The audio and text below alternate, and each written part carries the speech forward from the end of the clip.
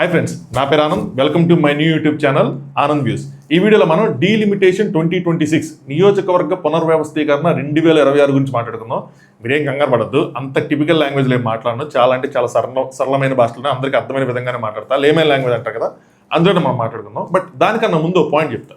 ఏంటంటే 2 వీడియోల క్రితం అనుకుంటే ఒక వీడియో చేసా. ఏంటంటే డిఎంకే హిందీ అని చెప్పి ఒక వీడియో చేశా. అందులో పాయింట్ చెప్పా.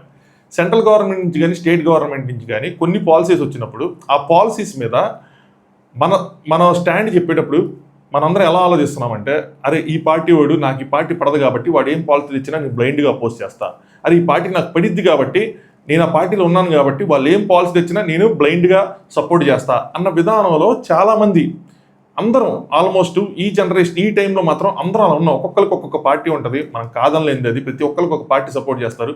కానీ కొన్ని పాలసీస్లో, పర్టికులర్గా కొన్ని పాలసీస్లో ఒక న్యూట్రల్ స్టాండ్ అనేది అందరూ తీసుకోవాల్సిన అవసరం ఉంది. హిందీ విషయంలో నేను ఎలా అయితే నా స్టాండ్ని న్యూట్రల్గా చెప్పాను, ఇందులో కూడా అదే విధంగా నా స్టాండ్ని ఓపెన్గా కుండబద్దలు కొట్టినట్టే డైరెక్ట్గా మాట్లాడతాను, క్రిస్టల్ క్లియర్గా. సో మ్యాటర్ ఏంటంటే, ఈ నియోజకవర్గ పునర్వ్యవస్థీకరణ అంటే ఏంటి అంటే, ఫస్ట్ ఆఫ్ ఆల్ ఇప్పుడు అసెంబ్లీకి మీరు వెళ్ళి ఓటేస్తారు కదా, అసెంబ్లీ ఎన్నికలు, పార్లమెంట్ ఎన్నికలు జరుగుతూ ఉంటాయి. మీ అసెంబ్లీ నియోజకవర్గం అంటారు కదా. సో అసెంబ్లీ నియోజకవర్గం ఇక్కడి నుంచి ఇక్కడ దాకా, ఇక్కడి నుంచి ఇక్కడ దాకా అంటారు కదా. సో దాన్ని విభజించడం, సో అసెంబ్లీ నియోజకవర్గాలు కానీ పార్లమెంట్ నియోజకవర్గాలు కానీ విభజించి మళ్ళీ వాటిని ఎదురు పెంచడం లేదా తగ్గించడం. సో ప్రజెంట్ ఆంధ్రప్రదేశ్లో 175 అసెంబ్లీ నియోజకవర్గాలు, 25 పార్లమెంట్ ఉన్నాయి. తెలంగాణలో 119 అసెంబ్లీ నియోజకవర్గాలు, 17 పార్లమెంట్లు ఉన్నాయి. సో ఈ డీలిమిటేషన్ 2026 బిల్లు వచ్చిన తర్వాత ఏమైతే అంటే, ఇవి ఎదురు పెరగచ్చు లేదా తరగచ్చు.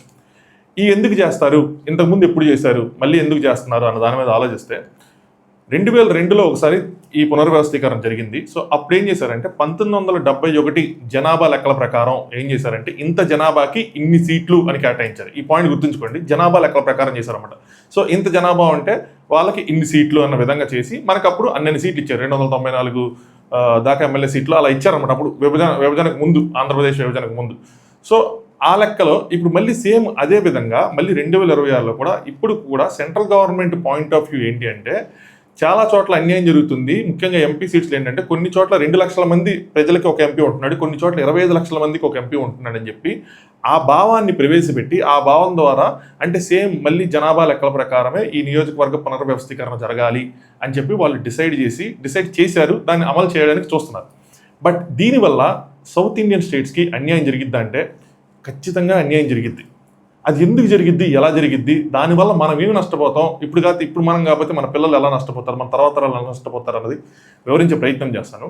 ఖచ్చితంగా మీ ఒపీనియన్ కామెంట్ చేయండి. ఎలా నష్టపోతాం అంటే, ఒక పాయింట్ ఆఫ్ టైంలో ఇండియాలో బాగా జనాభా పెరిగిపోయినప్పుడు జనాభాని కంట్రోల్ చేయాలి అని సెంట్రల్ గవర్నమెంట్ నుంచి ఒక స్లోగన్ వచ్చినప్పుడు, ఒక థాట్ ప్రాసెస్ అనేది వచ్చినప్పుడు దాన్ని ముందుకు తీసుకెళ్ళింది సౌత్ ఇండియన్ స్టేట్స్. మీకు బాగా గుర్తుంటే, అంటే మిలీనియల్స్కి, నా ఏజ్ వాళ్ళకి బాగా గుర్తుంటే కనుక, మన చిన్నప్పుడు 2 లేదా 3 అని, లేదంటే తర్వాత 1 లేదా 2 అని, దాని తర్వాత 1 or none అని చెప్పి ఇలాంటి స్లోగన్స్ అనేవి మీరు ఉంటారు. అంటే ఒకళ్ళే ముద్దు, 2 వద్దు, 2 ముద్దు, 3 వద్దు, ఇలాంటి తెలుగులో స్లోగన్స్, పచ్చని చెట్లు ప్రగతికి మెట్లు అని చెప్పి మన చిన్నప్పుడు స్కూల్ దగ్గర బయట అరిసినట్టు ఇలాంటివన్నీ అరుస్తా, ఇలాంటివన్నీ చేస్తా. బలవంతపు ఆపరేషన్స్ కూడా చేసేవాళ్ళు. కొన్ని పాత సినిమాల్లో కూడా మీరు చూడొచ్చు అనమాట. పిల్లలు పట్టకుండా ఆపరేషన్ చేయడం, వాళ్ళకి టార్గెట్లు ఇవ్వడం, గవర్నమెంట్ సిబ్బంది టార్గెట్లు ఇచ్చి ఎవరికి పడితే వాళ్ళకి ఆపరేషన్ చేయడం, ఇలాంటివన్నీ చేసి దక్షిణ భారతదేశంలో ఒకప్పుడు 21.8% ఉండాల్సిన జనాభా ఇప్పుడు 19.8%, అంటే మనం సక్సెస్ఫుల్గా కంట్రోల్ చేయగలిగాం మన సౌత్ ఇండియన్ స్టేట్స్ అని. వేరాస్ నార్త్ ఇండియాలో ఏం జరిగిందంటే, 40.2% ఉన్న జనాభా 43.2% పెరిగింది. అంటే అక్కడేమో జనాభా పెరిగింది, ఇక్కడేమో జనాభా తగ్గింది. అక్కడ 3% పెరిగింది, ఇక్కడ 2% తగ్గింది. అంటే టోటల్గా 5% వేరియేషన్ అన్నది అటు నార్త్ నుంచి ఇటు సౌత్కి డిఫరెన్షియేట్ అయిందనమాట. ఇప్పుడు వీళ్ళు జనాభా లెక్కల ప్రకారం కనుక ఈ పునర్వ్యవస్థీకరణ చేస్తే, డీలిమిటేషన్ చేస్తే ఏమైందంటే, నార్త్లో ఉన్న స్టేట్స్ అన్నింటిలోనూ ఎంపీ సీట్లు కానీ ఎమ్మెల్యే సీట్లు కానీ పెరుగుతాయి. ఎమ్మెల్యే సీట్లు పెరిగినా అది మనకు పెద్ద ప్రమాదం కాదు, ఇది వాళ్ళ స్టేట్ వరకే. బట్ ఎంపీ సీట్లు పెరుగుతాయి. మళ్ళీ సౌత్కి వచ్చేపాటికి మన ఎంపీ సీట్లు తగ్గే అవకాశం ఎక్కువ ఉంది.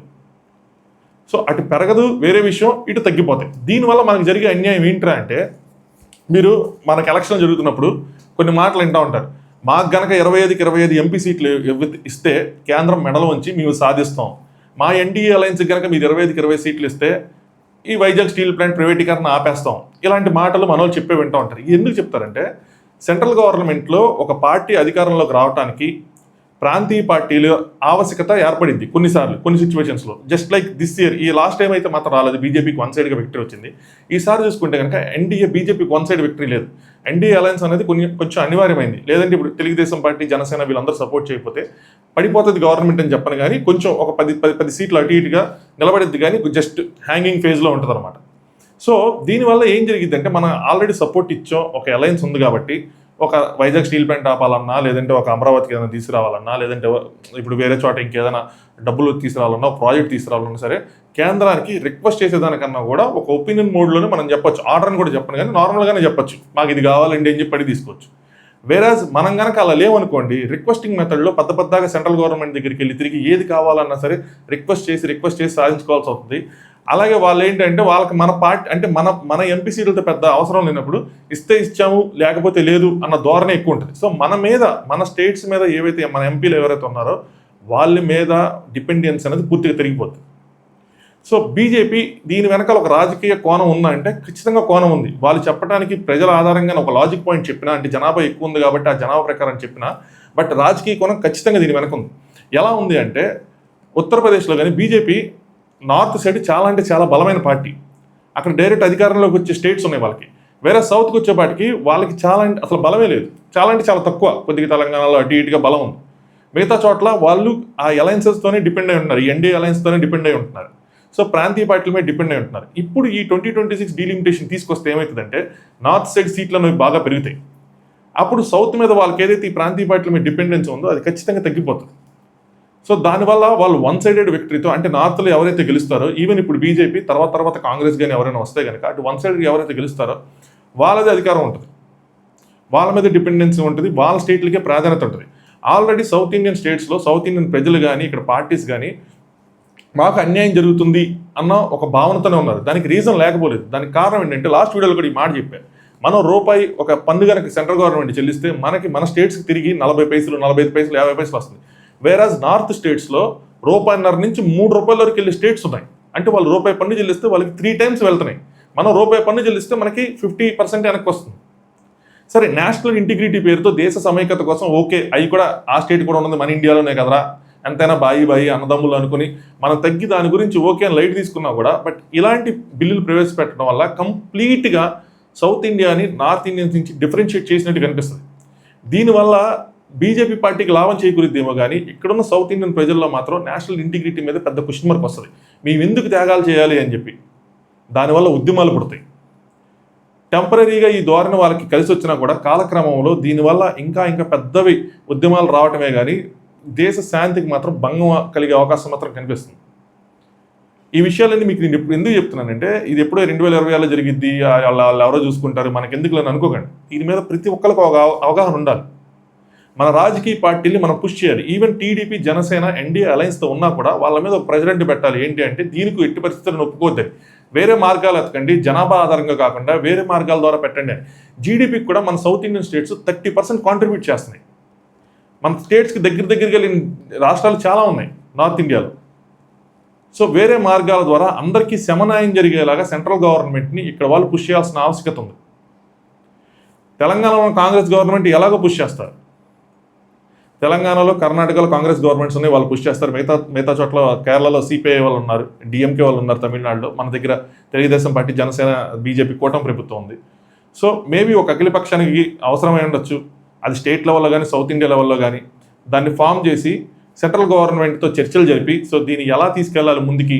నిజంగానే ఒక పాయింట్లో చూస్తే కనుక డీలిమిటేషన్ అనేది అవసరం. జనాభా కొన్ని చోట్ల పెరుగుతుంది, కొన్ని చోట్ల జనాభా పెరగకపోయినా సరే వాళ్ళ జీడిపి పెరుగుతుంది, అభివృద్ధి పెరుగుతుంది. సో అక్కడ కూడా అవసరమే. ఆ యాంగిల్లో కూడా ఆలోచించినా సరే సీట్లు పెంచాల్సిన ఆవశ్యకత ఉంది. సో నార్త్లో ఎన్ని సీట్లు పెరుగుతాయో అంతే నిష్పత్తితో సౌత్లో కూడా సీట్లు పెరగాలి. ఇప్పుడున్న డిపెండెన్స్, ఇప్పుడున్న లెక్కలు ఏవైతే ఉన్నాయో అలాంటి లెక్కలు ఉండాలి. ఎన్ని సీట్లు పెరిగినా కూడా రెండు వైపుల నిష్పత్తి సమానంగా ఉంటేనే ఆ బ్యాలెన్స్ అన్నది ఏర్పడింది. లేదంటే కనుక ఇది సౌత్ ఇండియా నుంచి ప్రత్యేక ఉద్యమాలకు దారితీసే పరిస్థితులు ఉన్నాయి. సో దేశ సమైక్యతను కోరుకునేవాడిగా నాకు అంటే వాళ్ళు ఆ బిల్లుని పెట్టినప్పుడు, దాని గురించి చదివినప్పుడు, దాని గురించి నాకు అవగాహన కలిగినప్పుడు నాకు కలిగిన అంశాలు ఇవి. ఇది ఖచ్చితంగా అన్యాయం జరిగే పాయింటే కనిపిస్తుంది తప్పితే ఎక్కడ కూడా న్యాయం జరిగిపోతుంది అన్న భావన అయితే లేదు. ఈవెన్ ఈరోజు బీజేపీ కాకపోయినా రేపు కాంగ్రెస్ అయినా సరే ఇంకో పార్టీ అయినా నార్త్లో వస్తే వాళ్ళదే అక్కడ డామినేషన్ ఉంటుంది తప్పితే, అంటే వాళ్ళ ఎంపీలతోనే అక్కడ ప్రభుత్వం ఏర్పడిపోయి తప్పితే సౌత్ ఇండియాకి అసలు ప్రాముఖ్యత ఉండదు. ఏదో ఇచ్చాము తీసుకున్నామన్న ధోరణి ఉంటుంది తప్పితే మనం డిమాండ్ చేసి మనకు కావాల్సినవి తెచ్చుకునే స్థితి ఉండదు. Not only for Andhra Pradesh, it's for every state in south India, ప్రతి రాష్ట్రానికి. సో ఇది డీలిమిటేషన్ మీద నా ఒపీనియన్. మీ ఒపీనియన్స్ ఏంటి, మీకేమనిపించింది?